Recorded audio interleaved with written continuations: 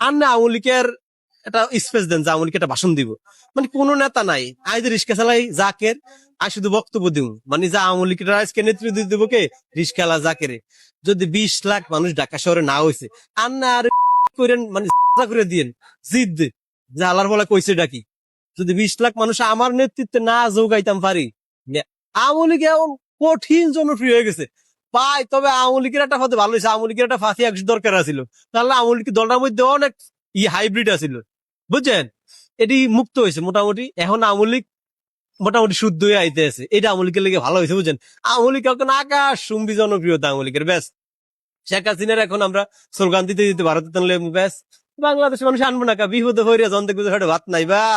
শেখ হাসিনা দেখবো জন একমাত্র আলোর দিশারি, এখন ঘরে ঘরে ওই যে মোমবাতি জ্বলে, হ্যাঁ, মোমবাতি নিজেও জানেন না যে এতশো বছর পরে হ্যার তার ফিরে যৌবন ফিরে না ফিরে পাইবো, হারানো যৌবন ফিরে পাইছে মোমবাতি, বুঝছেন।